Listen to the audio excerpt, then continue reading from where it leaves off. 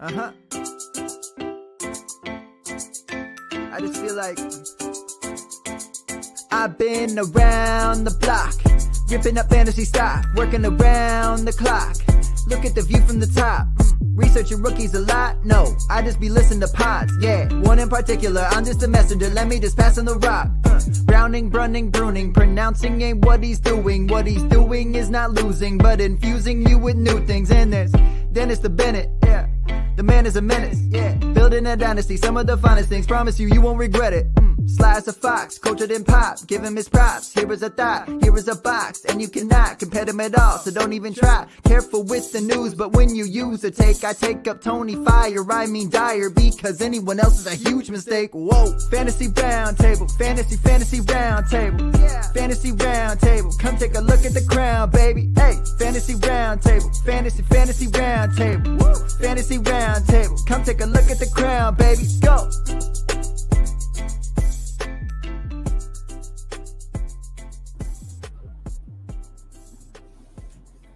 What is going on, everybody? The divisional round of the playoffs wrapped up yesterday, and we are moving on to the conference finals. Just two more games left coming up this Sunday before we start moving into Pro Bowl and Super Bowl weekend. It was a lot of fun. I thought all of the games this weekend, while some of them not as high scoring as one, were all very good NFL games. It was fun to watch. If you were in some of the fantasy ones, maybe not as much, as I don't think a lot of the games went the way we thought they were going to go. But all in all, really good football games. We've got a ton of NFL news as well. We'll jump and do that at the end of the podcast. We'll break down the games first, but it is Monday, so I've got Mr. Matthew Fox with me here to break down these games. Matt, how was your weekend and how are you doing today? Doing pretty good. My wife was back this weekend, so there was a lot of, football's on again? That was going on. But managed to squeeze in watching at least a portion of all of the games. And yeah, definitely some interesting matchups. Ones did not go the way I was thinking. Was not great for our playoff competitions, especially when we get down to the end, the weekly competition that you and me and Dennis have been doing. Maybe I should have put more time into that, thinking about that lineup on Thursday, because I scored about half the amount that I scored in week one and went from having a pretty good lead to being way behind you. Yeah, I mean, I'm not gonna lie. I kind of guessed a lot on that one, so we'll see what happens. I think I'm doing really good. Obviously, I've talked about this when we did our playoff stuff, that I'm in a couple of different ones where you have to pick. I'm in the NFL ones. They do their NFL playoff challenge where you kind of pick and it aggregates the points throughout the thing. So, if you pick somebody and they make it to the Super Bowl, you're getting times 4 points in the Super Bowl. So I went very heavily in on the Packers. That's kind of been the team I've been all in on. That's working for me so far. Definitely a tough matchup this weekend. If you guys didn't watch and you're just now finding out the Packers did win, but yeah, it's been working out for me so far. But it's going to be interesting. I didn't even really think about in hours, which is going to be interesting as well, because we've said you can only pick one person per team. When we get down to that last game, it's going to make it very interesting Super Bowl wise if we used up all of the last players in there, because I've yet to use. I've been thinking about that. I thought about that since you mentioned it. So I protected an entire half of the bracket. So no matter who for the Super Bowl. So I started going in on the AFC, and I left the NFC alone after because I went with Jackson week one. And I thought Baltimore was going to lose. And when Baltimore won, I wasn't entirely confident that they wouldn't beat the Bills. So I decided I'm just going to start blowing my AFC quarterbacks and not touch the NFC until we get to the end. Yeah. Yeah, that's what I've been doing. I've kind of left alone. I used one Saint player, I've used one Buck. I think it was Godwin this week, but I haven't really used any Buccaneers, and I haven't done any Packers. So that will. Let me tell you, me and Dennis playing Michael Thomas, what a week to get him out on the field. Just a magnificent performance. Anybody could have expected that. We're talking about the game, so let's just go ahead and jump into them. And we'll start right there with the Packers. That was the very first game on Saturday. They pulled off the win 32-18. Not as lopsided as I thought it was going to be. And I know it doesn't sound like it's lopsided there, but I watched for the most part that entire game with my home dynasty league. We tend to get together every year for a set of games during the divisional round or wild card round. We call it our owners meetings. And this was the game we kind of all gathered in for. And the Packers kind of dominated this game. They really, again, the score sounds closer than, in my opinion, it really was. I did not really think the Rams were ever really in it. But Akers does continue to have a good game. He's had a really solid second half of the season. He gets 90 yards and a touchdown. What's kind of your biggest thing here for the Rams? I think the biggest comments we can lean on right now and what might possibly happen here is just the other day, Sean McVay came out and said everybody is under the microscope. That includes their quarterback, Jared Goff. Yeah, and the Rams, to some extent, are probably going to be doing some starting over in the coaching ranks, too. Obviously, we'll talk about it a little later, but their defensive coordinator moved on as a head coach. Looks like their top offensive coach is likely to go as well. We'll see probably some additional changes. I thought this game would be lower scoring and would be close. It didn't go the way I expected in two senses. First, the Rams offense I thought was more productive than I thought, especially with Cooper Kupp not being able to take the field. Goff played a little bit better than I expected. Akers looked good. The Rams have struggled, or the Packers have struggled against stopping the run more than stopping the pass throughout this season. So it made sense they'd lean on Akers, but I thought Goff actually played decently well. The Rams came in, the way this was really billed was the number one offense in the Packers versus the number one defense in the Rams. And we saw that defense carry the Rams down the stretch and really carry them in that wild card playoff game. And their defense looked shot. I mean, if they were trying to take away one of the big three, it failed. Aaron Rodgers threw for 2 touchdowns, ran for 1. Adams caught 9 passes for 66 yards and a touchdown. Aaron Jones went for 99 and a touchdown. All of the Packer stars really got it going. And once you saw that happening, you figured the way the Rams have played all season, there was no chance they're keeping up in a track meet. They're just not built that way. So I'll be curious to see if they can keep that defense going. It seemed like they had really found something with defense and running. I like what we saw from Cam Akers. He would probably be one of my highest buys, if you can, among the 2020 rookies going into the offseason, because he got off to a little bit of a slow start, was kind of in that committee, kind of got buried, but we saw him really start emerging toward the end of the season. And I think it's safe to say he's a lot better and fits a lot better than either Henderson or Brown. Yeah, I mean, that's going to be the fun thing because, everybody, when Akers was having that game against the Packers, was like, oh, it's like someone thought that this guy was better than Henderson the entire time. And a lot of people did. And, we talked about it a lot throughout this year. And I know I mentioned it a bunch of times, and I really do wonder if this was a big thing about it. We all saw Henderson last year, who we thought was going to be the guy in this offense. Never really got going, and we all couldn't really figure it out. And I kept pointing out, I wonder if it's just you hear from all of these Rams players, other coaches, everything, how complicated McVay's offense is. Toward the end of the year, we saw Henderson come on, and then this year he's really been the guy. I talked about it, and I know you and Dennis even mentioned it. We all thought maybe it's just that this offense is so complicated. They wanted to give the ball to a guy like Henderson because especially Akers had no real offseason. And then once the bye week came and then Akers really kind of started to take off, maybe that has something to do with it. Akers definitely looks like he's going to be the guy moving forward. Goff is obviously going to be the big one. If they end up moving on from him, do they bring in a veteran? Do they try and go for a rookie? And what does that do for this offense? Because I do think they've got a really good core around him, like Robert Woods a lot, like Cooper Kupp a lot. Tyler Higbee at times showed he could be a really good tight end, and Gerald Everett is going to be a restricted free agent going into the offseason. If they don't bring him back, they've got a lot of really good. And they drafted a tight end that we never really saw. Yeah, I know he was a really good rookie, and now I cannot get Hopkins, his name. Bryson Hopkins. Yeah, there we go, out of Purdue. Yeah, I mean, he's a really good tight end, too. So, and it's going to be interesting to see what they do. Kind of came on in this playoff game, a guy who we're waiting to see if he picks it up. Josh Reynolds has been there. They have pieces. Yeah. Goff is is a real struggle for me because at times he looks utterly lost and sometimes he looks just fine. He wasn't the reason they lost this game, but he probably isn't the reason you win a game like this either, and that's the real problem. Yeah, I'm not. I hate to.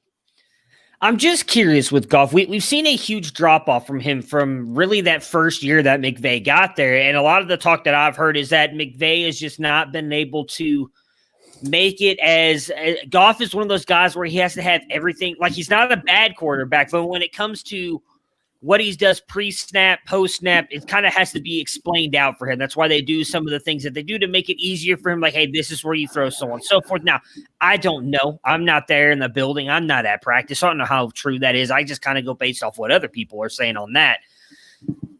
And McVay does. For whatever reason, there just seems to be some kind of Goff has not been able to put together that season the past couple of years that he has there. But he's definitely going to be the huge key there. I think the Rams are set up for success. Number one defense this year, although they did lose a key piece of that, which we'll talk about at the end, and their defensive coordinator leaving. How much did he have to do with that? Because, Wade Phillips was a highly regarded defensive coordinator for a long time. Did not really have this defense at least playing the way that he had that defense playing this year. They were widely considered the number one defense, at least coming into the playoffs. So definitely going to be some interesting things to see here with this Rams team. But I thought overall a really good season for them and definitely some things to build off of going into next year. For Green Bay, Rodgers just continues to be hot, throws 2 touchdowns, runs for 1. Adams, 9 for 66 and 1. And then Aaron Jones, 99 yards and a touchdown as well. The Packers offense rolled the best defense in this one. That was kind of the big thing. Now huge, they're getting to go up in a rematch now against the Tampa Bay Buccaneers, whose defense was the reason that the Packers were kind of shut down the last 2 times these teams played. What are your thoughts on this offense on a roll trying to get to the Super Bowl? Yeah, it's going to be another tough challenge. Obviously, if you were watching the game last night, Tampa Bay's defense has quite a bit of talent too. A little under the radar, but Todd Bowles was a great defensive coordinator before he became the Jets head coach, and he's been a good defensive coordinator again. They have some good young pieces, especially in the secondary. It's there's no mystery to what the Packers are going to try to do. They're going to get the ball to Devontae Adams. They're going to hope for some big plays with Aaron Jones, and they're going to trust Aaron Rodgers to make the right decision. It's can you stop it? And we thought, Jalen Ramsey would have something to say. Adams, 9 for 66 and a touchdown. Maybe not his greatest game, but a pretty decent performance from a lead receiver. Aaron Jones rolled for 99 yards and a touchdown, had a couple of big runs bursting right through that Rams front. We saw last night the Buccaneers had the top rush defense. They at times had trouble bottling up Alvin Kamara. So you would imagine that the Green Bay Packers are watching that too. Green Bay has, I think we would both agree at this point in time, a demonstrably better quarterback than what the Saints offered last night. So unless Tampa Bay can get some of those turnovers, it's going to be a tough game. But it's tough to count out the offense that they're going to go against either. Green Bay's defense, I thought, stepped up and they were okay, but they weren't spectacular. The elements could play a role for some in Tampa Bay, but Tom Brady is obviously used to playing in crappy snow weather. He played in Boston for 20 years. So yeah, I think the biggest thing, I did not realize till they were talking about it, that this is the first time in his career Aaron Rodgers gets to host an NFC Championship game. I think that's pretty huge. Yeah, they've always seemed to get knocked out in this round right here. That was honestly my biggest fear when we obviously talked a lot about this because none of us picked the Rams to beat Seattle. No. And you picked the Bucs to beat Washington. I had picked Washington to win. So I looked at it as, in my opinion, it was either going to be Washington or Tampa Bay going on to play Green Bay this weekend. And so I was very worried about that. Then when they got the Rams, I was like, oh, man. As you were not here, but me and you were able to talk about before in our group chat and everything, like that's a really tough matchup for them with that defense going up there. And they were definitely able to handle it. Definitely looks like a completely different Green Bay team than we've seen under Mike McCarthy up there. But yeah, it's going to be interesting. The interesting part about it is too, I don't think Brady's ever been to Lambeau. So this really sets up I saw someone talking about it on Twitter that he's never actually played Green Bay in Green Bay. So not that matters because, as you pointed out, he played in New England, so he has the cold weather experience. It's not like he's never played in a cold weather game. Mike Evans, I don't know, has. I mean, it's been forever since Tampa Bay has been into the playoffs, but sticking on the Green Bay side here, yeah, the offense was phenomenal. They looked really good. Obviously, this was big for them to get this win, continue playing. I don't think that – I think going up against Tampa Bay, while you're obviously in the conference finals here, the championship, you're in the NFC championship game. I shouldn't say the conference final, the NFC championship game. I think you feel a little bit better going up against Tampa Bay's defense. They don't scare me as much as the Rams defense does, especially with what you just mentioned, what New Orleans was able to do against them. While their weapons altogether may be better, I think what you have in Aaron Rodgers is definitely more deadlier than what New Orleans had, especially with the way Breeze has looked coming down the end there. So Green Bay looking good right now. I think running on all cylinders should be a really good matchup. I'm looking forward to this one. And Green Bay, I think, is coming in feeling good and definitely looks like, in my opinion, the best overall team right now, not just in the NFC, but in the playoffs. Saturday. It looks like the Patriots and the Packers met at Lambeau Field on November 30th, 2014. 2014. Was that 7 years ago? But that's it. It looks like they've only played each other 3 times. Interesting. Which is kind of interesting. But he has played at least one game at Lambeau Field. So the Saturday night game was the game that we were all hoping to be a really good game. And the one that I called be the highest scoring game of the weekend. Yeah. And I think, in all honesty, I think it was a very good game. The final score is not indicative of how close it really was up until the end, with the Bills winning 17-3. We'll start with Baltimore's side here. Tucker misses 2 field goals. Lamar Jackson does end up getting a concussion in this one. The Ravens offense struggled here. I think that mostly has to go to major props to Leslie Frazier and this Buffalo Bills defense with what he's been able to do this year. But what can we expect from the Baltimore Ravens in 2021? Ingram was a healthy scratch again in this one. I think really leaning towards something we've mentioned all year long, that he is likely not with the team this year. But Gus Edwards has looked really good last year, really good this year. Will be a free agent. I think he's someone that could have some very intriguing dynasty value depending on where he possibly goes in free agency. Yeah, and I think depending on what kind of a contract he's looking for, I wouldn't be completely surprised if Baltimore tried to bring him back. I like J.K. Dobbins. I think he's the better of the running backs there. He should be the lead guy. Baltimore does not seem like a team that's given any indication that they're a one running back team. And Edwards does a few different things. Is probably more of a, pounder. And I think they do want that probably as a complement to their weapons. The other thing I've seen talked about a lot, even before the playoff game, is they need a number 1 receiver. Marquise Brown is okay at times for what he is. I don't think he's that true number 1.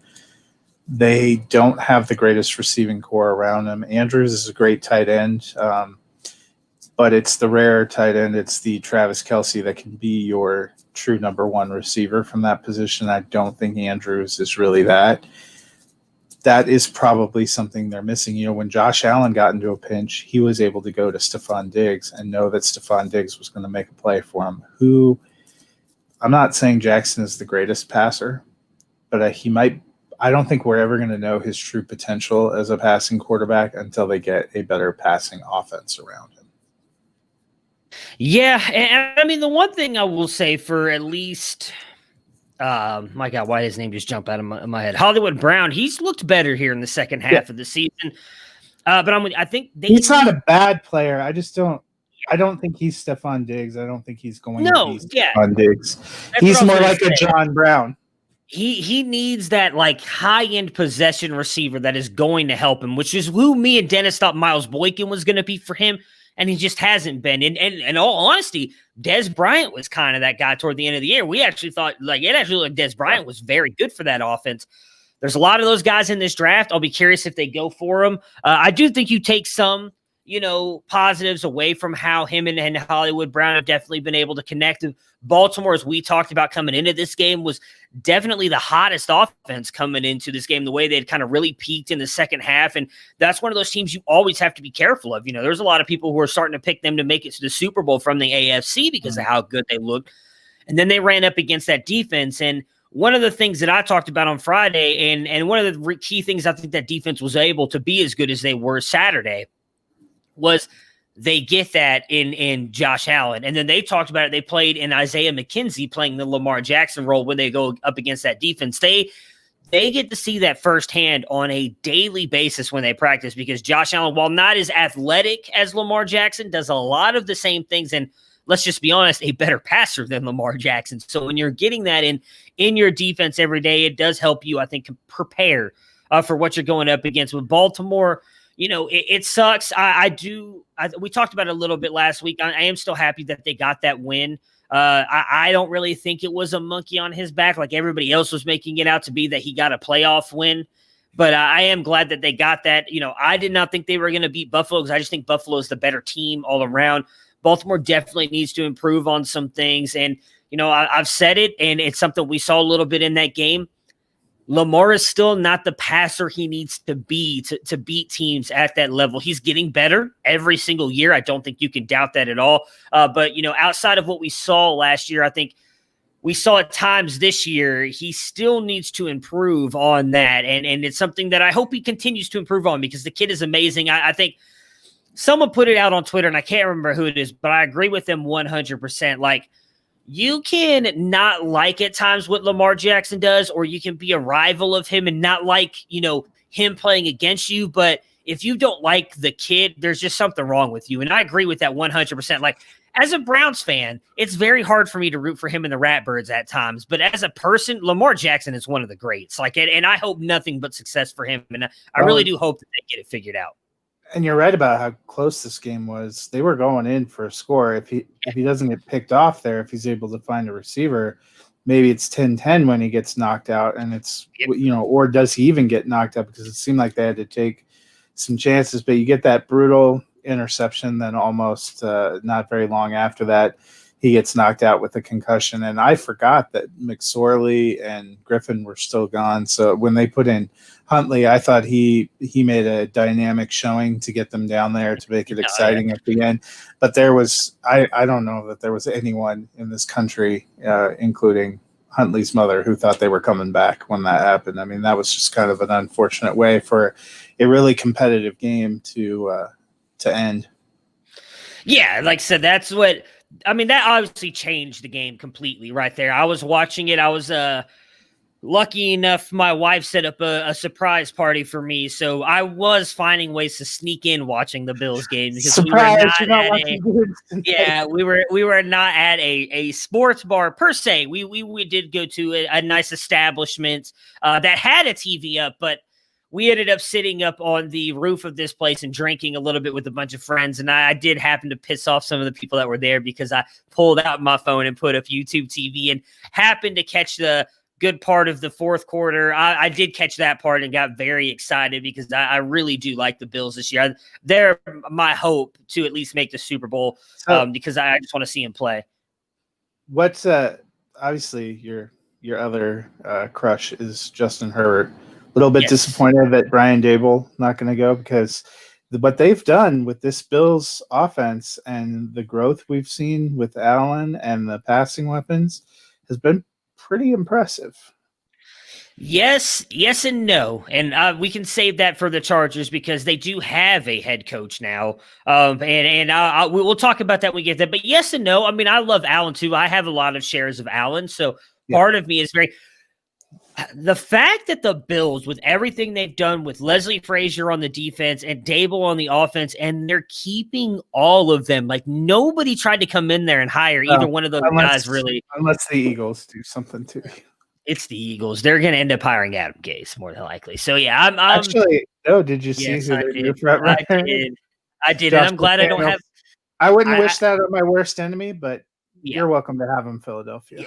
Well, not even that. Did you see the rumors of where Adam Gase may be going? And I'm glad I don't have very many shares into that offense, because as bad as we saw that offense was, we're just teasing this stuff. I promise we will get into all of that as we move on. But yeah, definitely, for the Bills side, their offense was very quiet as well in this one. Again, they just put up the 10 points. The pick six really is what gets it to 17 and kind of closes out the game.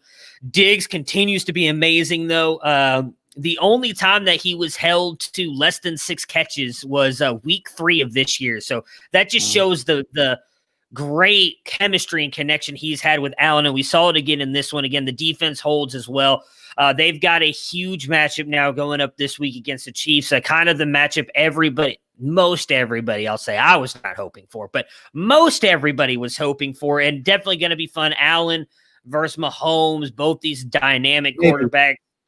Yeah, I think Mahomes is going to be just fine, but that's just me. And the wording on what happened to him makes a lot of sense, so I think he's going to be fine. They're saying now it's not a concussion. But all in all, I thought the Bills looked amazing. We're fantastic. Definitely going to have a tough match ahead of them on the road, though not much of a big advantage for the Chiefs. They're allowed to have fans in there, but not a huge advantage to them. But overall, your thoughts on the Bills and their big game and big win on Saturday? Yeah, they played really well. A team that hasn't won a playoff game since the mid-'90s, going out there, getting their first 2, getting a win at home in front of the Bills Mafia. It's really nice, especially since they didn't get to see them in person a lot of this season. It's gonna be a big one. I have to be honest, going into the playoffs, I thought the Bills were the team that had the best chance to potentially unseat Kansas City, and obviously they're the last one that will get that shot. I think they can do it.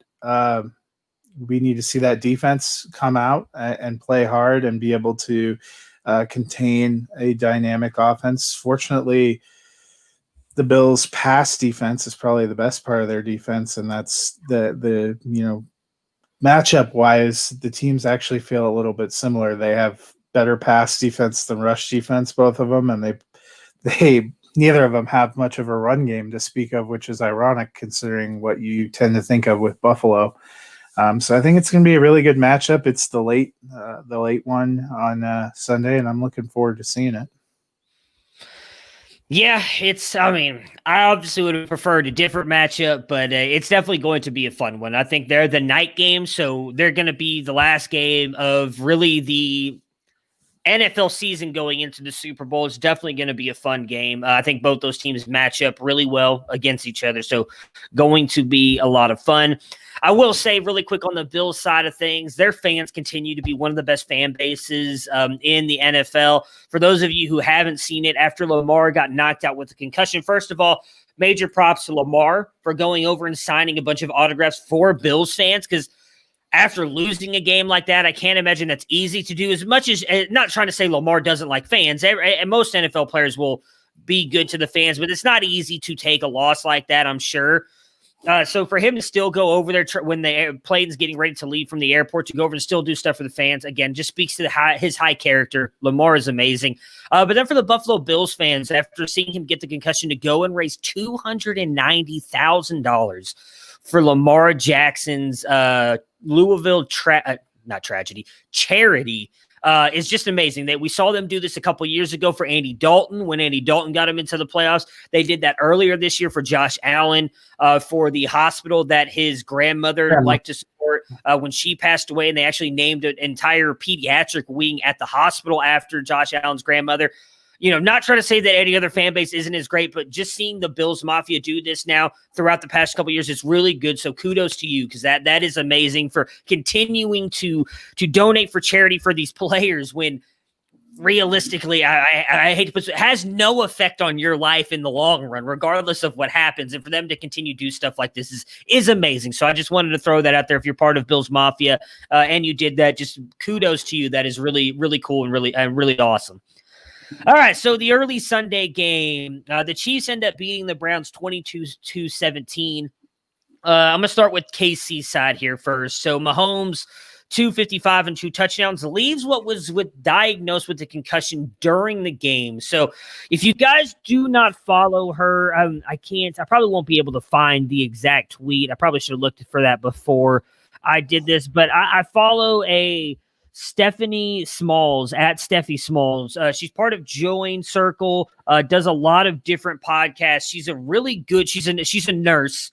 And she does a really good breaking down like injuries and stuff when it comes to the NFL, does great articles, does a ton of different podcasts. And so she actually brought this up when it happened. And she said that she did not think it was your typical concussion because of the way his head whipped forward when Mack Wilson was bringing him down to the ground. If you watch, his head doesn't make any kind of hard contact with someone. And I can't remember, and I can't find the tweet. She tweets a lot, so I was trying to find it. But it's like some kind of culpa cua thing or something. It's where it's almost like the carotid artery gets pinched in your neck, and it's practically like getting choked out without getting choked out, which makes sense with the way Wilson unfortunately ended up grabbing him and bringing him to the ground. Because if you read what the Chiefs say, before even the fourth quarter started, he passed all the concussion tests. He looked so woozy because it was just like getting choked out. Jay Glazer apparently said this afterwards. I'm not going to lie. I missed a lot of the post-game stuff. We'll get to it. I did not take the loss yesterday very well. But that is what all the word is now, that they came out and said that that's what it was. So he does not have a concussion, which I think means he's going to be perfectly fine because there's even if he is in concussion protocol, if you don't have a concussion, you should be able to pass through concussion protocol. That's obviously good news for them. Props to Chad Henne. He obviously made a couple huge plays in this game to keep the Chiefs in it and winning, including a 13-yard run on 3rd and 14 to get it to 4th and 1. Andy Reid with the major ballsy call. I thought perfectly executed as well. People want to say he took a lot of balls to do that. If you listen to Tony Romo, Jim Nantz, and I think if you listen to every Browns fan right there, they were all saying the same thing. They're not going for it. Don't move. They're trying to call you offsides. Then maybe they'll go for it after they run the clock down, but they're not going for it. And then what happens? You get down to about 15 seconds when nobody's expecting you to cut, and then Henne calls hut, throws it to Tyreek Hill, who's wide open because the Browns were not expecting a play, gets the first down, ball game. Congrats to Chad Henne. Congrats to the Chief. They looked good. We'll take it two sides just in case Mahomes doesn't make it. How good do you think this team stacks up without Mahomes, and how excited are you, obviously, for this matchup if Mahomes is there? I mean, I think they're still a good team without Mahomes, but I don't think they win the game. Yeah. Chad Henne is a good and fine backup. Part of what helps him when he comes into that game is the Browns didn't spend all week preparing to face Chad Henne. Buffalo's going to be prepared in case they have to face him. And a lot of the magic for the Chiefs is things that Mahomes is able to do because he's uniquely gifted.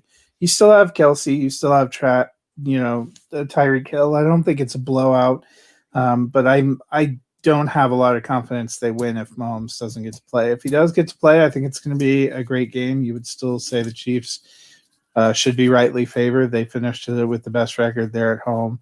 But I think it's going to be a pretty exceptional matchup.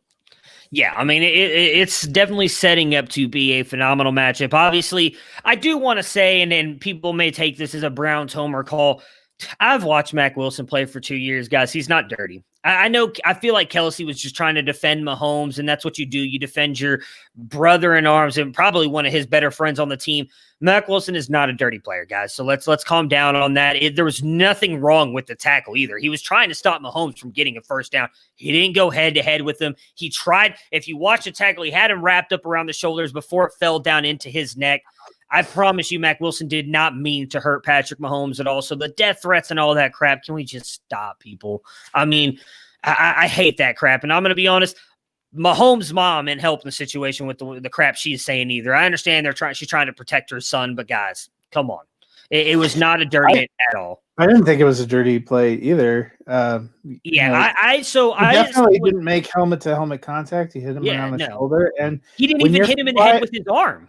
No, when you're flying by with how fast they slowed that down a lot in replay. But when you're flying along, it's not like he was trying to. I don't think he was aiming to grab him by the neck. When you're flying by somebody, you're holding on with whatever you can. Yeah. Oh, yeah. I mean, if you watch it, when he hits him first, because it's bang, bang. Like they're literally trying to stop the first down. Yeah. Else. And I think it's because Mahomes got hit before Wilson got to him as well, but he hits him in the shoulder pads first, and then his arm falls into his head, and that's when you see the snapping motion. And I think that's what obviously caused the injury. But like you said, it was not head-to-head. It wasn't even shoulder-to-head. Like, it's just his arm falling down onto his neck area. So, yeah. Again, I didn't see what Kelsey said, but I heard a lot of people saying that Kelsey called it a dirty play and he should be fine. And then I saw what Patrick Mahomes' mom said, which I guess I kind of get. She's defending her son. I probably would say the same thing if it was my kid, because you don't want to see that happen to your kid. But I want to say out there for those of you who listen, and again, you could say it's Brown biased, homerism, whatever. I'm not the biggest fan of Mac Wilson, but it was not a dirty hit at all, in my opinion.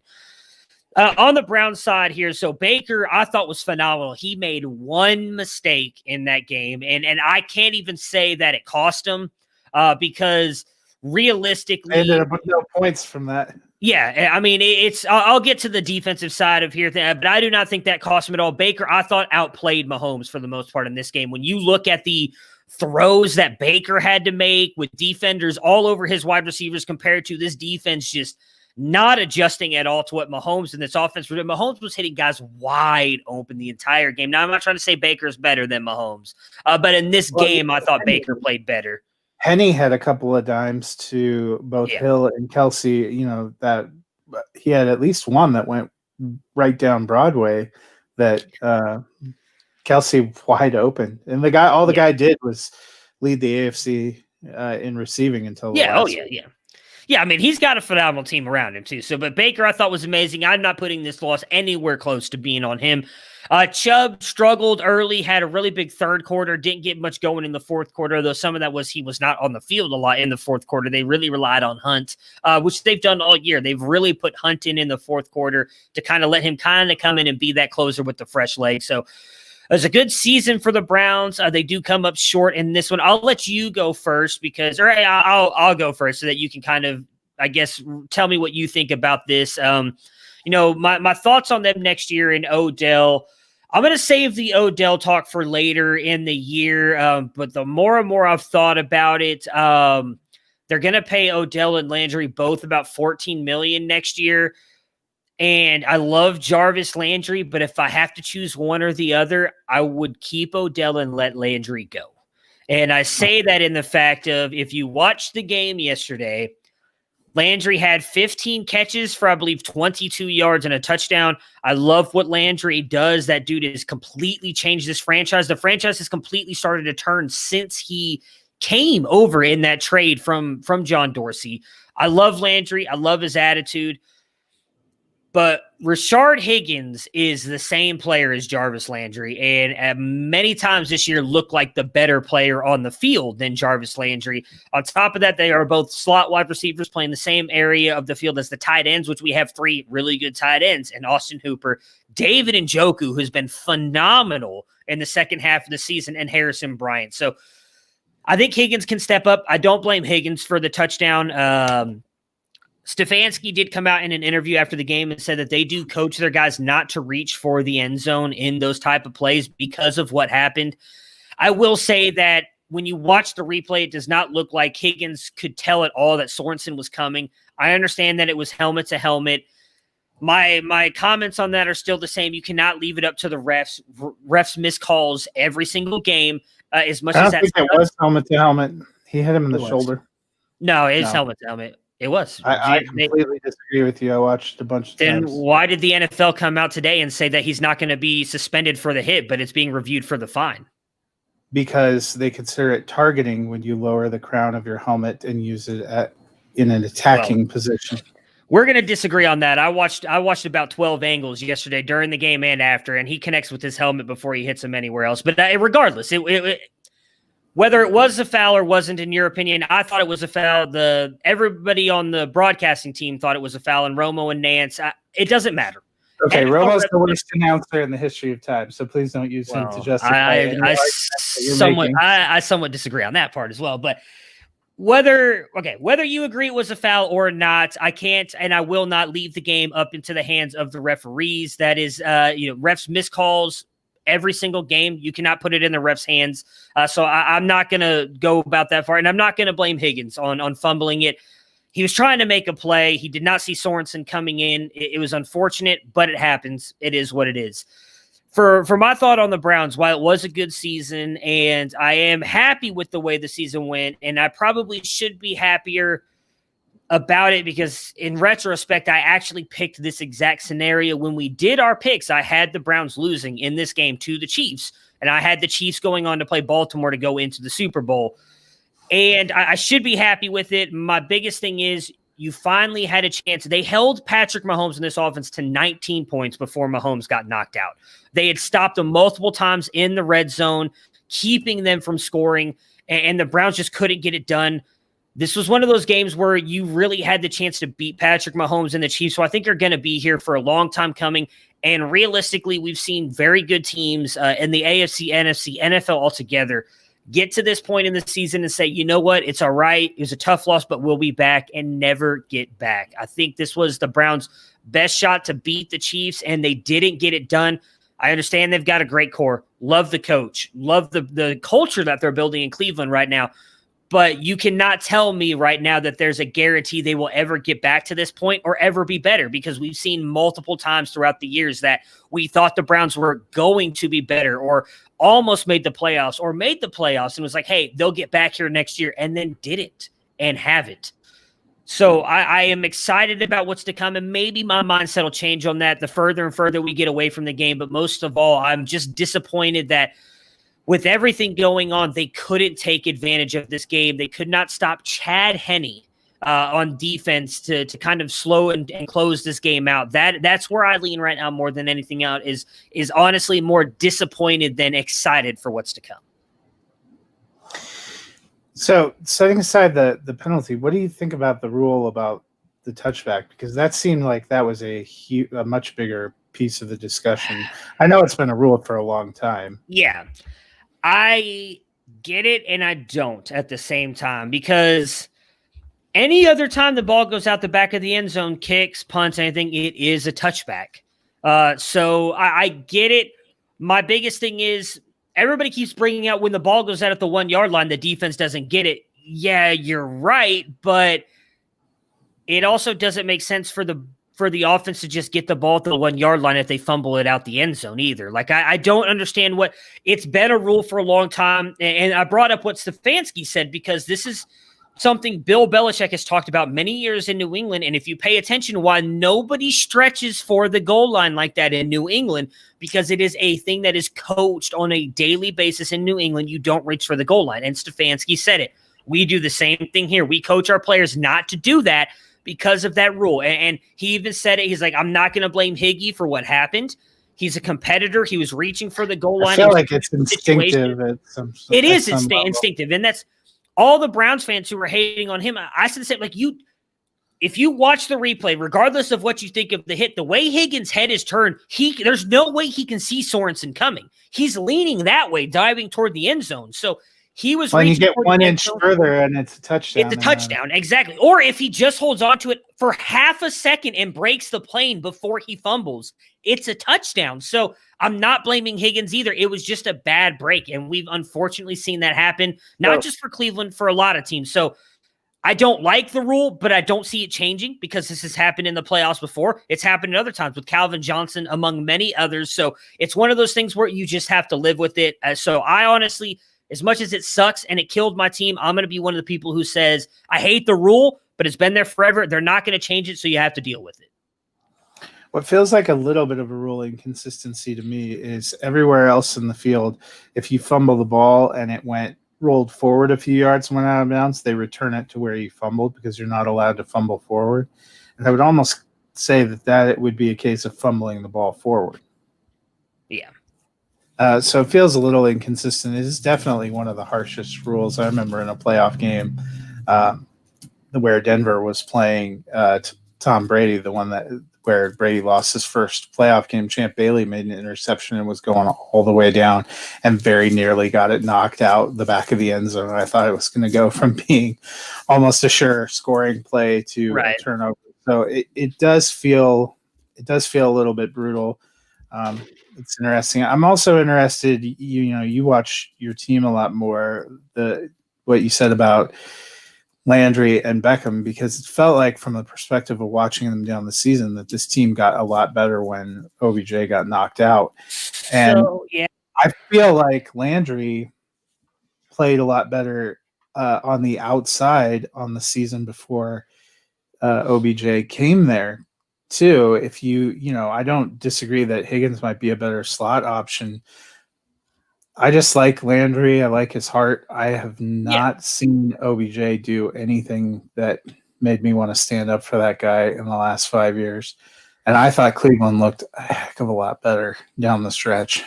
So it could just be, obviously, coach talk, players talk, sticking up for their guy, because they all like Odell, obviously, especially Landry. They're best friends. But if you read the interviews and listen to what they've all said that the offense is not better because Odell is not there. And I truly do believe that. I think the biggest thing was, and Baker's talked about this, and so is Stefanski, when Odell's there, they never game plan to force feed him the ball. But he is one of the most talented wide receivers in the game. And I will continue to say, I am not a big fan of Mary Kay Cabot, the reporter for the Browns. I think she's for ESPN or something. She's very big she's wrote some very interesting stuff on people that I don't always agree with. She's been very critical of a lot of people that I don't always agree with. A lot of the stuff she's written, if you go back, and especially parts of this year, talks about how big Odell was for them as a leader last year, when this team was completely falling apart. And that, to me, speaks volumes. He was the one. I read an article recently, she maybe put it out 2 or 3 weeks ago, where he was the one who was trying to repair the relationship between Baker and Todd Monken, because Monken was having issues. He was calling out Baker in front of all these people, all this stuff. Now, I don't think it was all just Monken. Obviously, Monken and Freddie Kitchens had their thing going on. Freddie had his own stuff going on. But Odell was in there always trying to be the peacemaker. But yet he gets blamed for everything because he's not happy on the sideline when he's not getting the ball. And he's even come out, and before this season, when he was not having a great season, said, all I care about is winning. I don't care about my stats. Do I think I'm one of the best wide receivers in the league? Yes, but I'm here to win. And then people take that and say, oh, see, all he cares about is stats. He literally just told you he doesn't care about his stats.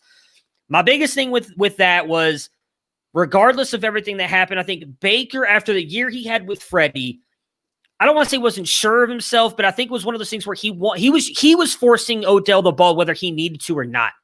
And my biggest thing with Odell coming back into this offense, I think, is Baker's now proven he's the guy this year. He can do it without Odell being there, without that true alpha, because I love Landry. He's not an alpha wide receiver. Now, when Odell comes back, I honestly think he can fit into this offense, and they will take their shots to him when they can. It will not be, I don't think Baker will feel the need to force the ball to him, because Baker's proven what he can do without Odell being there. What my issue is with Jarvis, and I don't want them to get rid of Jarvis, I will say that, but there's a lot of rumblings that obviously both those guys are on the salary for $14 million, and they can get out from under Jarvis this year by just cutting him at a certain point. So I don't want them to cut Jarvis. I don't want them to trade Jarvis. I agree with you. I love Landry. What he's done for this team since he's come over has been amazing. But what Landry doesn't do is give you a field stretcher that Beckham does. What Landry doesn't do is cause defenses to plan for you, which Odell does. So we saw him. He won them the game against the Cowboys. I mean, that play, that reverse that he takes where he broke that tackle in the backfield and then took it for 60 yards, Landry cannot do that. I'm sorry. He just can't. And that's my biggest issue. If you watch, I was rewatching parts of the Chiefs game this morning while sitting at work. I was watching stuff that happened in the third and fourth quarter. Their defense was playing tied up to the line. Why? Because nobody's going to beat you. Like, I love DPJ. He doesn't have the speed to beat you. I love Rashard Higgins. Doesn't have the speed to beat you. So if you go and watch, everybody was kind of getting frustrated with, why is Baker making all these short throws? That's all they had. Nobody was getting deep. And I think even if Odell doesn't put up those elite numbers, he has that respect. And you're going to have players who are going to go with him. And at times you're going to have that safety over the top fade over Beckham to help with that coverage, which is then going to open up someone else. My thing with Higgins, and I think if they were to let Landry go, we've seen the great chemistry between Baker and Higgins, and I think Higgins has played phenomenal at times. I think Higgins could fill in that Landry spot. Beckham gives you a piece of that offense that you don't have right now, and if they let Beckham go, I'm fine with that. There's those guys in the draft that they isn't Higgins a free agent? He is a free agent, yes. But I also think try to bring him back. If you bring him back, you're going to get him cheaper than what you have Landry on for. They've got Landry for 2 more years, and it's $14 million the next 2 years. That's a lot of money to pay a receiver, especially with Baker. They can pick up his 5th-year option, but then you have to pay him the year after that. Chubb is about to be a free agent. Denzel Ward is about to be a free agent. They need a lot of help on defense. So you're going to have to start making these tough salary cap decisions, because while they're sitting at 5th in salary cap right now, if you want to keep Chubb, if you want to keep Baker, if you want to keep Ward, that salary cap is going to disappear really quick. Yeah, so it's one of those things where you've got to make those tough decisions. What happened to the Rams. They had a lot of great young talent, and they hit that point where they had to start making decisions, and that's where. Yep. So that's where I'm with it as well. It's going to be tough. You have to make that decision. I would lean Baker because he gives them something in the offense they don't currently have, that I don't think Landry can do for them, that I think Higgins can. And trust me, Landry is still a better player than Higgins, but I think we've seen it in the back half of the season, really since their rookie season. This is what I was talking with someone about this earlier this week, or yesterday. I'm sorry, earlier today. Higgins and Baker have had that chemistry since their rookie season, since Baker's rookie season. We saw it last year at times when Freddie allowed him to play. And then when they brought him back, we've seen it this year. Those two just have a great chemistry together. And I think that he could easily play that slot role. I think DPJ will be perfectly fine opposite of Odell. I agree Landry's played good on the outsides, but Donovan Peoples-Jones has been amazing on the outside as well. And again, Beckham gives him that field stretcher. If they let Beckham go ahead. DPJ had a great catch. Oh, yeah. I mean, perfect throw, perfect catch yesterday. And we saw that multiple times throughout this year. He had that dime and DPJ perfect catch to Cincinnati to win that game in the corner of the end zone, which if they don't win that game, they don't make the playoffs. So DPJ has made a lot of great plays this year. And if they don't bring back Odell, I'd be fine with it as long as they get that field stretcher in the draft. And there's a couple guys there that they might be able to get. But I think right now, if you have to pick between the two and they don't address that in the draft, for me, I would rather have Odell because I think he brings a different dynamic to this offense that they don't currently have. So we spent a lot of time on the Browns there. So do you have anything else you want to add, or are we good to go? No? All right, cool. So the Buccaneers and the Saints were the late game yesterday. The Bucs win 30-20. Brady throws for 2 touchdowns. QB sneaks 1. Brady back in a championship game for the 14th time, the first time in the NFC, though. What are you expecting from him going up against the Packers? As we talked about, they just destroyed the Packers earlier this year. Yeah, I mean, he brings a lot of experience. Last year at this time, it seemed like Brady had fallen off, maybe physically, and I think we've seen throughout this year that has to be the team that they put around him, maybe the situation they put around him, because he's looked pretty good out there firing the ball.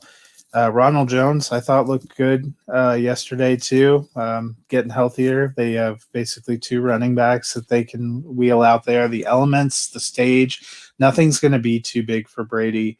Nothing's going to be too big for Gronkowski. Arians has, played in some, has coached in some of those big games. So even though the team as a whole doesn't have all that experience, we forget about Antonio Brown, or I tend to forget about Antonio Brown. They have some pieces that have that experience that I think is going to help them. Even JPP played playoff games with the Giants before he got firework happy and moved around. So, I think they have enough experience. The game's not going to be too big for them. It probably is a marquee matchup that a lot of people wanted to see. It's Brady, it's Rodgers, it's a lot of weapons on all sides. I think it's going to be a good game. Yeah, I think it's going to be a really good game.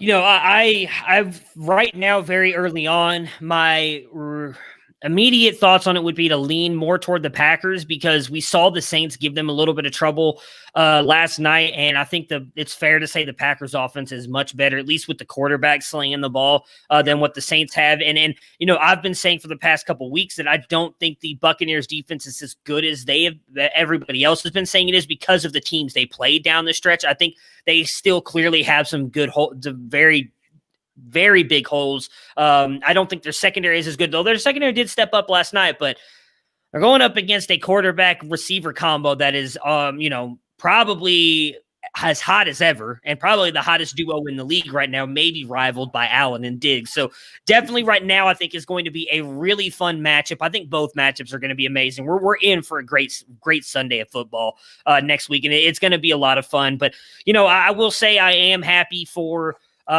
Brady. I was thinking about this the other day, and I almost kind of wanted to compare him to LeBron in the fact that obviously both are considered the greatest of all time in their sports, and a lot of people are really, which something we could dive in deeper to, and I definitely want to with you and Dennis, but I'm not so sure that I'm all in on it was definitely Brady, not Bill debate, because he's taken a star-studded Tampa Bay Buccaneers team I mean, it to was the a playoffs. combination of both of them. I think what this Well, season more points out is Brady wasn't completely reliant on having a good coach. Oh, yeah, and I don't think any of us thought that either. We all, I think, have said that we thought it was a definitely a degree of both. I just think maybe it's because a lot of these people are Brady lovers, and nothing against that. He's one of the best quarterbacks to ever play. I still say Aaron Rodgers is the better quarterback, but Brady's got 6 rings, so you can't really argue with that. But I just saw a lot of that yesterday that settles the debate. Bill couldn't even make the playoffs, and Brady's about to go to a Super Bowl. I'm like,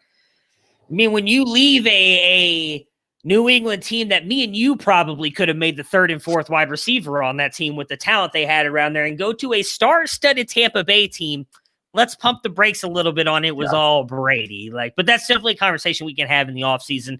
As for the Saints, Drew Brees struggled mightily in this one, just has not looked the same. I honestly don't think it's the age. He has not looked the same since the ribs. And as someone who has suffered broken ribs, it's hard to do much of anything. I don't think he's clearly not been the same guy. Go ahead. I would go further back and say he started to struggle at the tail end of the previous season when he came back from jacking up his thumb. Yeah. I told a friend when I was watching the game, I love Drew Brees and the Saints. I've picked them for the Super Bowl the last 3 years, probably just because of that, blind love. But he reminded me a little bit of Peyton Manning in that Super Bowl 50 year. Yeah. And Peyton Manning was still Peyton Manning. He was still a sharp guy. He could still make a few plays just because he knew what was coming where, and he could use that experience. But physically, he had declined. And he was not the same passer, and he was not the same. And that's why it scared me when they were on offense, because I didn't know what to expect. And I felt that a lot down the stretch with Brees and the Saints. He's still a smart guy. He's still the guy that broke a ton of passing records. He's still a great thinker. But physically, it just didn't seem like it was all there. And you never knew what you were going to expect from the Saints. And I know Dennis loves to make jokes about only being able to throw 5-yard slants, but may not be that far off. They were talking about it. The only real deep ball they attempted in that game, they put Jameis Winston in, and you could say it's because it was a trick play, but also I'm not sure Brees is able to sell that play as either a potential receiver on the outside or as flinging it 50 yards down the field. He's just not quite the same player, and I think he knew.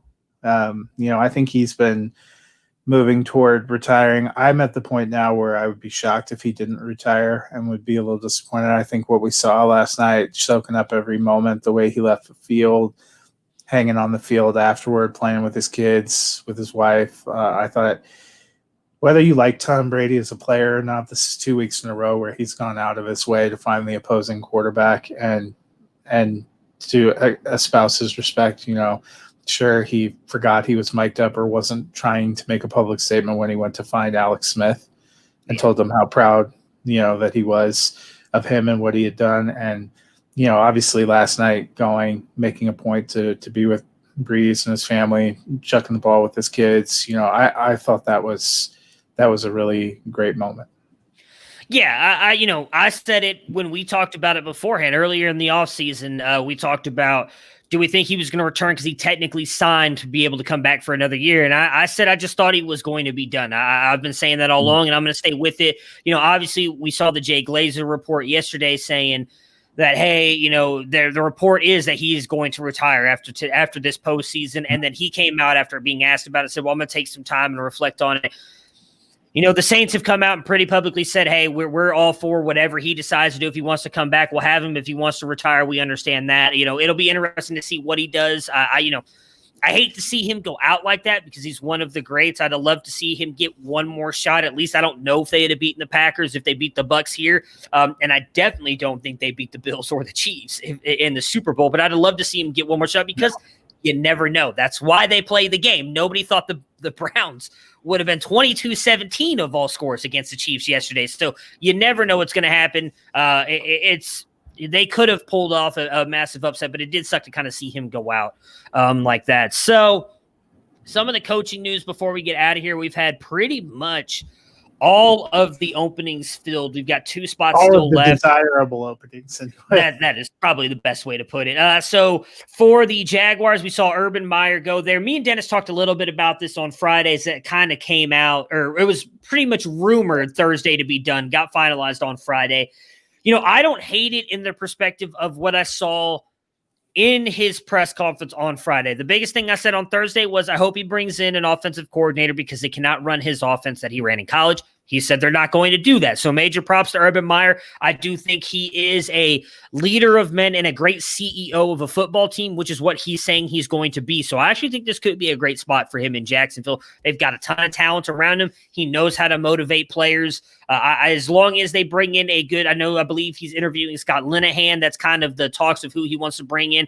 I don't know if that's going to be a great fit. I'm not that big a fan of Scott Linehan, but whatever. He's going to come in and run that offense. Overall, I think it's a good hire for them. They've got a lot of talent. I actually would not be surprised if he's able to turn them into a winning team next year. What are your thoughts on Meyer and the Jags? I think he's a great college coach. I like him there. I don't like the hire. I think this is Saban going to the Dolphins.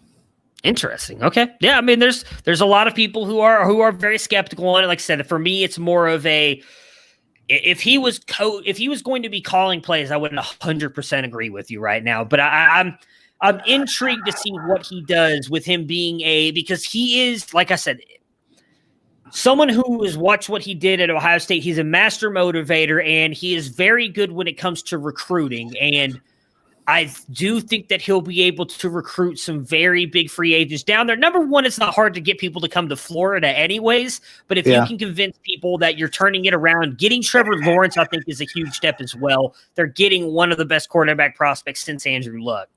But even as a college coach, he tends to burn bright and burn out pretty quick. Yeah. But I don't think that the professional ranks lend themselves as greatly to that. So you come in and you end up 5-11 or 6-10 next year, which I think is more than likely. Mm-hmm. I don't know. Well, I don't think they're going to fire him after 1 year. The one thing I will say about him, will he want to continue? I mean, Saban didn't get fired. He found an exit ramp. Spurrier hung around to get fired. I think sometimes those great college coaches, part of what makes them great is that it's a different situation and the all-consuming control. I think that's why Mike Krzyzewski's never been huge about trying to go to the NBA. There are some people that are great in the environment and the constraints in which college provides, and I feel like that's a better fit for Urban Meyer than going to the NFL. The reason why I'll somewhat disagree with you on that is Urban Meyer, the reason he stepped away multiple times was because his health issues comes down to recruiting. Recruiting is 365 days a year in college. You always have to be talking to recruits, trying to, especially when you're at a Florida the way they were, and then what he turned Ohio State into, because a lot of people may not realize Ohio State was not what it was right now, or what it is right now. Before Urban Meyer got there, we stood no chance in national championships. We were playing for like Rose Bowls. Yes, we were not making the BCS championships before the playoffs came, and then he took us to a playoffs that first year. Urban Meyer has consistently talked about the biggest thing for him was recruiting. It just wore him out, always having to be there. And I will also say, as being as close as I am to Ohio State, Urban wasn't that great of a recruiter. And he's talked about that Pantoni was the one who brought in guys like Zeke and these other, because Urban did not want Zeke. Urban wanted to go with another running back. Pantoni was the one who said, no, Zeke's the guy we have to go get. And then he recruited him to come there. You don't have to recruit like that at the NFL level. You just have to be a smart football mind, which I do think Urban is. The other thing I'll compare him to is we've seen success out of Pete Carroll. And I don't want to compare those two, but Pete Carroll has done a very good job because of how competitive he is. But I will say is we've got Chip Kelly and Jim Harbaugh, who both had great quick success, like you talked about, burned bright and then faded quickly, right? That supernova thing. I do think with the team that Jacksonville kind of has right now, and again, getting a guy like Trevor Lawrence, I think will allow Urban to possibly just do that. He might be able to burn bright and then burn out. But if you're telling me right now, if you're Jacksonville, with some of the team you have around him, if say he's able to hit enough on the draft, recruit just enough free agents that they get into another AFC championship game and possibly not maybe win a Super Bowl, but get to a Super Bowl, you wouldn't take that before he's fired. I think that's successful. Do I think he's going to beat Pete Carroll?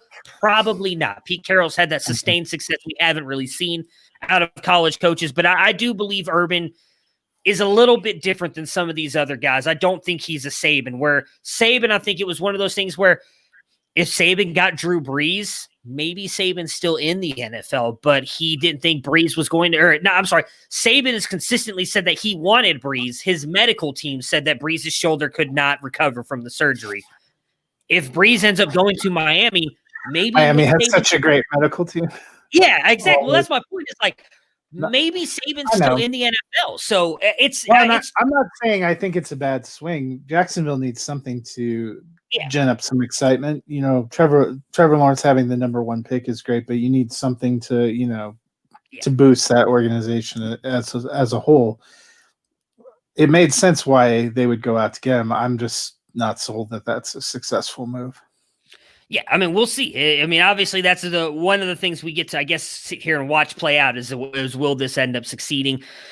So for me, I thought the knockout hire so far of all these is Robert Saleh to the Jets. He was, I talked about him last year. He was the guy I wanted the Browns to get if they couldn't get Stefanski, because I love all the talk about him, the way his players talk about him, other coaches. He is bringing over Mike LaFleur, who is part of that McVay-Shanahan tree. Obviously, we've seen what his brother has done for Green Bay. So I think this could end up being a great hire for the Jets. Finally, a smart move for them going for a head coach. What are your thoughts on is it Salah or Saleh? I can't even remember how to say his last name. I think it's Salah. Or Salah. I mean, maybe it's Salah. I don't know. I'm horrible with neither of us are going to claim the exact pronunciation. I like that hire. The Jets seem like an organization in chaos a lot last year. You obviously had a lot of defensive players who defected. That's going to be a side of the ball that needs a lot of work and needs somebody that has a good eye. So I'm excited to see what he can do. That's another place I think is more than a 1-year turnaround. Yeah, and I will say I do like that they gave him a 5-year contract. A lot of the talk was he came in there and said, look, I'm not going to be able to win in the next year, maybe 2. I don't want to get fired right away because this is a rebuild. Yeah. So we'll see how well that works out. But I do think that was a phenomenal hire by them. So Arthur Smith is going to the Falcons. That one was confusing to me because of, we'll see if he is directly involved in offense, but you would have thought defense is the area that the Falcons have the biggest issue. They don't have a great offensive line, but Smith is noted for being one of the most run-heavy coordinators and a very power-running game. They will have to remake that roster a lot to be a run-heavy team, and they're one of the teams that is in salary cap hell. Yeah, but the one thing I will say works for them is we've seen, at least lately, not a lot of running backs go in the first round. There's a couple guys at the top of this draft that I think could be good. The good thing for them is they're picking pretty high up, so they might be able to grab one of those guys early in the second round. I think you could build around a Najee Etienne or Javonte Williams even to be your lead back, but I agree with you. That's going to kind of be the thing is can they bring in a running back that can be that guy? Because Arthur Smith has shown that he builds his offensive game plan around the run. So that'll be the interesting thing for him. I mean, obviously he's got great weapons on the outside, and then what can he get out of Matt Ryan? Because he's been good and been really bad at times this year. Do you think the hire suggests that they're going to, I mean, we've looked, obviously Matt Ryan's contract is really prohibitive to get around, but you would think a team with Matt Ryan, Julio Jones, Hayden Hurst, and Calvin Ridley is going to be geared toward passing, and we just haven't seen that exactly be an Arthur Smith thing. So I just philosophically, I was like, that feels like a curious fit. Yeah, I agree with you. But I mean, the Falcons have been doing some curious things for the past couple of years. So I'm not, the one thing I will say is, they've seemed to still make Ryan Tannehill and AJ Brown and even really Corey Davis this year, not only viable for fantasy, but really good in the NFL. I love AJ Brown, but if you're telling me AJ Brown and Corey Davis or Julio and Calvin Ridley, give me Julio and Calvin Ridley. So he should be able to. I think a lot of it's going to come down to that's what a he can get out of Matt Ryan. The threat of Derrick Henry as opposed to the threat of That is very true. The Chargers bring in Brandon Staley. So we hinted at this earlier. The Ryan Dable was like the talk of already having the job pretty much. And then they bring in Brandon Staley. I can't say that I think it's a bad hire for the Chargers because Brandon Staley has been getting a lot of great talk. I mentioned it earlier. Wade Phillips is considered to be like a phenomenal defensive coordinator and did not have this defense playing the way Brandon Staley did this year. And they didn't add anybody. So Brandon Staley has really coached up this defense. The biggest thing for them will be what you mentioned with Dable and Herbert, what Dable's been able to do for Allen. Who does Stanley then bring in as his offensive coordinator now? Because that's going to be the massive hire for us. And I think that's where they were rumored that he was going to try to take the offensive coordinator from the Rams. Gotcha. Okay. Over there with him. So I'd be curious to see if that happens. Could be an interesting situation. I think that's a decent hire. Staley worked with Denver's linebackers, worked with Fangio before going over to the Rams. Fangio spoke very highly of him. They have some incredible defensive pieces, and I would say that actually makes some sense to me in terms of having a better defense, maybe having better game management could have been the difference for that Chargers team between 7-9 and a 10-6 finish. Because their offense was good enough and was putting up enough points. It seemed like they were in a lot of those games. And they have talent with Bosa, getting some of those players back if they can keep some of their secondary pieces healthy. I think it's Derwin James is their safety who's gotten hurt 2 years in a row and kind of been gone. They have Chris Harris came over there. They have another corner that I'm forgetting, but I think he has some good pieces that could be interesting. I'm with you though. It seemed like all throughout the hiring process, they had interviewed a Jason Garrett. They had interviewed Adam Gase. They seemed to be locked in on Brian Dable. That all suggested they were looking at investing in a coach who was going to get the most out of Justin Herbert. It felt like a 180 flip at the end. I think the hire could be great for them, but they definitely need somebody on offense who can continue that because Herbert looked great last year. Would hate to see him, take a step back because he gets put in the wrong system. Yeah, and I wonder if a lot of that is maybe they're sold on the Rams offensive coordinator being a good offensive coordinator. That's a lot of the talk, when the Jets started zeroing in on Salah, a lot of the talk was, well, what are they going to do offensively? And it was pretty much widely known, hey, if he gets a job, he's bringing Mike LaFleur. And a lot of people think that's a great hire. So we'll see. He's learned under Sean McVay. And I think the one thing you can say is McVay, Shanahan, and the LaFleur brothers all have that connection of all learning offense together and everything they've done under Kyle Shanahan's father and everything else. Those guys are all connected together. Those guys have all had really great offenses. So I don't think you can go the wrong way if that's the kind of coaching tree you're pulling from right now. And then the last job that got sewed up was interesting one for me. I'm kind of confused. I honestly didn't even realize he interviewed for the job, and that's Dan Campbell for the Lions, tight end coach. Obviously, there was a lot of talk about the what was he the interim head coach of for a while? This was like half a season. Was it the I Saints? know, I'm gonna have to look him up. I want to say it was the Saints. I know he was with the Saints at one point, but a lot of people are saying he's a great leader of men, and that's what Detroit I think needs. it was Miami. Maybe it was Miami. You're right. It was Miami. So as a coach, yeah, he was. Let's see, tight ends coach, interim head coach, 2015. Was that? So that had to be after. was that Gate? No, Gase didn't get fired in the season. No, it Did was he? before. It was before Gase. It's because he worked. He was at Texas A&M. Who was that? Texas A&M. Texas. Oh my goodness, why is his name jumping out? It's No, wait. he's the one that took Tannehill because he had him in college. Joe Philbin. Gotcha.